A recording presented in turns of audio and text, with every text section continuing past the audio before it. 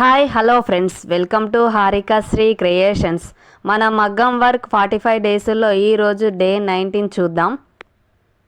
Day 18లో spring అనేది ఎలా కుట్టామో చూసాం కదా. ఆ స్ప్రింగ్ తోటి లీఫ్ అనేది ఏ విధంగా కుట్టుకోవాలో చూద్దాం. ఈరోజు స్ప్రింగ్ అనేది చిన్న చిన్న ముక్కలుగా చేసుకుంటూ ఎలా కుట్టుకోవాలో నిన్న చూసాం కదా. ఈరోజు లాంగ్ స్ప్రింగ్ అనేది ఎలా కుట్టుకోవాలో చూద్దాం. ముందుగా మన ఛానల్ ఎవరైతే ఫస్ట్ టైం చూస్తున్నారో ప్లీజ్ సబ్స్క్రైబ్ చేసుకోండి.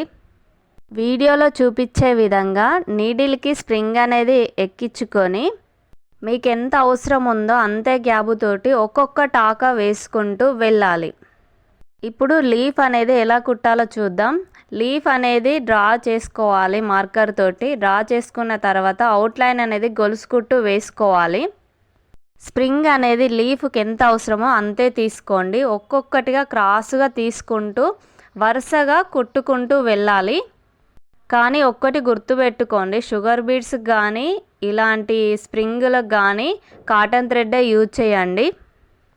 లీఫ్ కుట్టుకునేటప్పుడు స్ప్రింగ్ అనేది ఎంత క్రాస్గా వీలైతే అంత క్రాస్గా తీసుకోండి. ఫస్ట్ది క్రాస్గా తీసుకుంటే మిగతా అన్నీ క్రాస్గానే కుట్టుకుంటూ చివరి వరకు వెళ్ళాలి. లీఫ్ కుట్టేటప్పుడు సేమ్ లాంగ్ అండ్ షార్ట్ కుట్టు కూడా వస్తుంది. చూడండి, గమనించండి ఒకసారి.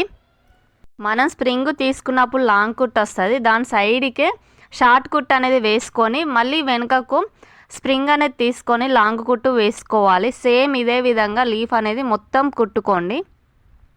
సింపుల్గా డిజైన్ అనేది ఎలా వేసుకోవాలో చూడండి. ఒక డ్రాప్ షేప్ లాగా గీసుకొని దానిపైన స్ప్రింగ్ అనేది కట్ చేయకుండా ఎలా కుడుతున్నా చూడండి.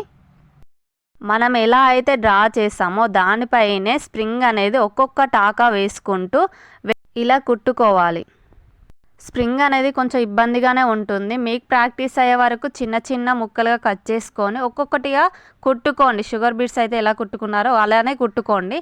ఆ విధంగా అయితేనే స్ప్రింగ్ అనేది కుట్టుకోవచ్చు పర్ఫెక్ట్గా. నా వీడియో కనుక మీకు నచ్చినట్టయితే ప్లీజ్ లైక్, షేర్, సబ్స్క్రైబ్ చేయండి. కామెంట్ బాక్స్లో కామెంట్